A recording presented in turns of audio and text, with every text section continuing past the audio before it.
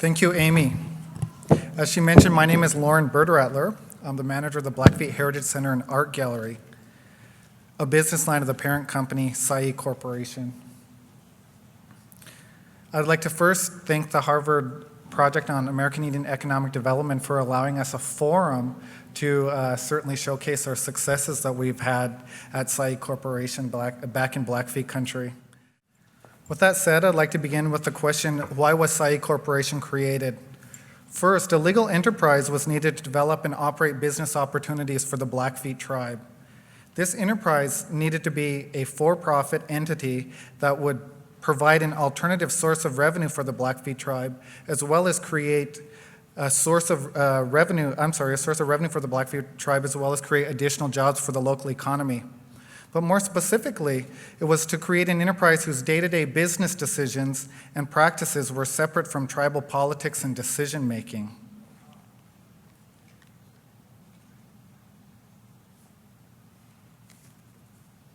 This process happened in four phases: analysis and benchmarking, petitioning the Secretary of Interior, the approval of that petition, and finally ratification by the Blackfeet tribe.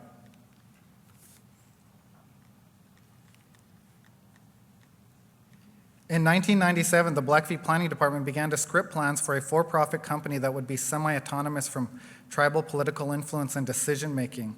The Planning Department embraced a new paradigm of thinking that would change the dynamic of how the Blackfeet tribe would and could create and sustain profitable businesses. The first task was an analysis on the approach to economic development on the Blackfeet Reservation. During this analysis, the Planning Department began to benchmark other tribes to find out what types of infrastructure they were using in tribal enterprises and businesses. From this analysis, a new comprehensive economic development strategy was put in place to create a for-profit corporation. Many of the principles were taken directly from the concepts of reloading the dice, improving economic development on American Indian reservations, which was found in the publication American Indian Economic Development for the Harvard Project on American Indian Economic Development.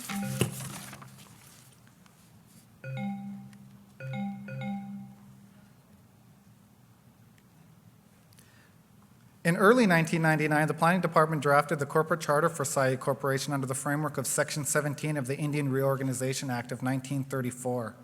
Upon completion of the draft, the Blackfeet Tribal Business Council passed resolution number 10899 and shortly thereafter petitioned the Secretary of Interior. Upon approval of the petition by the Deputy Commissioner of Indian Affairs on July 8, 1999, the proposal was sent back to the Blackfeet tribe for ratification. During this time, a new council had been elected and inaugurated, and a referendum was passed changing the structure of terms for the council from 2-year terms to staggered 4-year terms. Of course, this created a new problem for Siyeh. We had to re-lobby a new council that some of them serving 2 years, some of them serving 4 years in 2000. After this lobbying effort was launched, we were able to convince the chairman of the Blackfeet Tribal Business Council and therefore get the rest of the council on board. After that happened, of course, the charter was ratified on January 3rd, 2001. Because of the language of Section 17 of the Indian Reorganization Act, once ratified by the tribe, it requires an act of Congress to dissolve, further limiting potential influence or potential political influence. From the drafting of the charter to present day, Siyeh Corporation has and will continue to have struggles. In the beginning, it was very difficult getting local businessmen to serve on the board of directors, simply because of the mistrust toward tribal enterprises following a number of failed business ventures. The tribal government, and to a greater extent, the Blackfeet Tribal Business Council's role is continually being defined and redefined with every incoming council. In the very beginning, of course, there was problems with the lack of funding to get the corporation off the ground.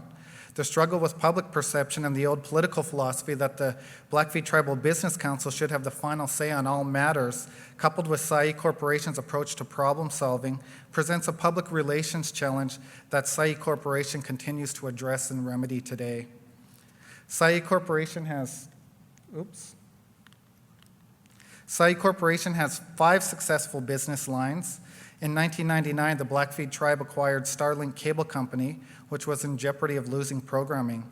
The company has increased subscriptions and offers a public access channel for community programming. In April 2000, under the threat of closure from the National Indian Gaming Commission, Siyeh inherited the Glacier Peaks Casino in Browning. Glacier Peaks Casino now operates 7 days a week with exceptional revenue. Kimi Water was created in late 2000 to deliver 5-gallon water jugs to the community due to the poor quality of water with the present water system that exists on the reservation. And in 2002, Discovery Lodge Casino was created to tap into the Eastern reservation gaming market. And finally, in mid-2002, with the acquisition of the inventory from the Northern Plains Arts Cooperative, Siyeh Corporation created the Blackfeet Heritage Center and Art Gallery. The center provides an outlet for local artists, artisans, and craftspeople to market their work, as well as advocate through programming Blackfeet cultural and traditional preservation. Currently,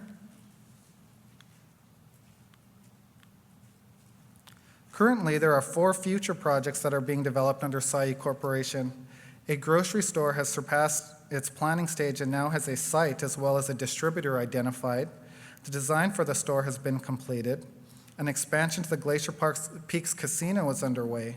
Construction began on a new 30,000 square foot facility that will house 300 plus Class II gaming machines, a 250 seat bingo hall, and a restaurant, lounge, and gift shop. Plans have just got underway for a wireless internet business that will bring wireless internet service to rural residents of the Blackfeet Reservation. A feasibility study and business plan are now underway. Siyeh Corporation has completed a SBA 8A application that will aid in marketing Kimi Water and integrated information technology services and solutions. It may also help with future federal contracting. Siyeh Corporation has been instrumental in the development of the local economy. In 2004, Siyeh's 5 business lines paid out over $1 million in payroll and dispersed $963,173 in dividends to corporate shareholders, the Blackfeet tribe. Siyeh assets in the year 2000 were around $300,000 compared to nearly $800,000 today. These assets include real property, equipment, vehicles, and inventory. Vicariously through its business lines, Siyeh Corporation aids in community development. By providing bottled water to community members, elders, and diabetics, Kimi Water provides a necessary resource that was lacking before. Starlink Cable Television, through its Community Access Channel number 37, provides local programming, including Blackfeet Tribal Business Council meetings, public forums, high school sports, and Blackfeet cultural and educational programming. Siyeh also helps with the cultural preservation by purchasing, marketing, and exposing Blackfeet artists, artisans, and craftspeople's work. This practice, in turn, will allow the Blackfeet Heritage Center and Art Gallery to conduct educational workshops on traditional artistic practices. This venue, which includes Blackfeet culture and history, teaches both non-natives as well as our own youth about ourselves. Siyeh Corporation was named after the Blackfeet warrior Siyeh, or Mad Wolf. The spirit of Siyeh in the telling of tribal elders embodies independent thinking, shouldering responsibility for the work that has to be done, and taking bold action. Because of this inspiration, Siyeh Corporation will continue in its efforts to span strategically while protecting the environment, culture, and tradition, and will continue to be fearless, independent, and true, as their motto states.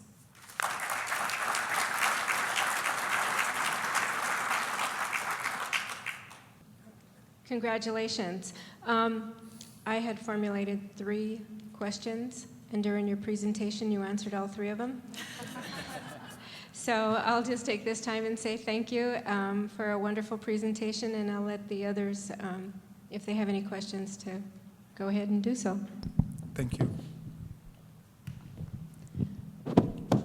So I would imagine that this was fairly controversial in incorporating a Section 17 corporation? Yes, it was. Well, I mean, that's an issue that I think a lot of tribes would struggle with. I mean, I guess if you could talk a little bit more about the reason that you decided to do that, because I know that that must have been a hard decision for you all to make, but there must have been a good reason why you did it. And I'd just like you to expand on that a little bit, because I think there's some good lessons here. Certainly, and I'll defer that question to the Economic Development Coordinator, Ray Montoya. Okay, I'll try to shed a little light on that question. One of the reasons we went with a federally chartered corporation was because in the past and up to that point in time, most of the businesses were under the auspices of the Blackfeet Tribal Business Council, directly under tribal government. And unfortunately, under that structure, the Blackfeet tribe hasn't had one successful business as a tribal owned business directly under the tribal government. And so we saw this as a way of changing that lack of success and then allowing a business to grow as it should without the lack of governmental interference.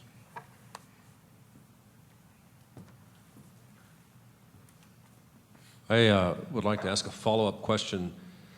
You've basically created what, in effect, is a tribal holding company with a variety of different businesses underneath this one structure. And if you could project out into the future, and given the challenges that the tribe actually has in economic development and getting businesses going, do you see the structure on the under the Section 17 format helping you in the future, or do you see it at some point something that you may want to actually change?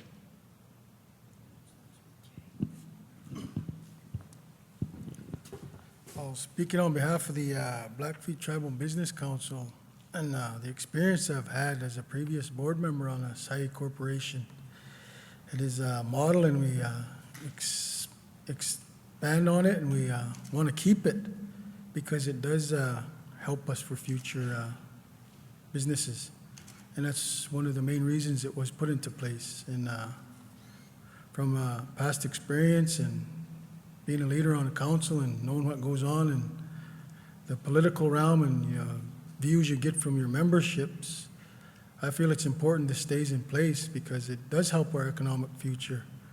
Because changeover in Indian country, as everyone knows, happens so regularly. And each time there's a change, although we're elected officials, some of them come in thinking they know every answer to economic development, or there's that certain money savior out there that's going to come in and save the tribe, but that doesn't happen. And with this charter being in place, I think it helps the corporation sustain its ability to prove to the community, slowly in some ways, but fast in other ways, that this is what we needed in place for a long time to help us be a successful tribe and business-minded people we have. We have a lot of management people under this corporation that are helping us move these projects along. But it will definitely be a future need, and as a tribal leader, I hope this would stay in place and it's not taken away. It stays out of the realm of politics. I'm one of the tribal leaders that fight for this corporation every day and help the other tribal leaders understand that this is needed. It's not to be tossed around every time it's brought up to vote it down again. I use that because it's the charter under the government or however it was created was a great idea. It just makes it harder for a simple motion or resolution for a new council to come in and dissolve this company. That's what'll keep it successful.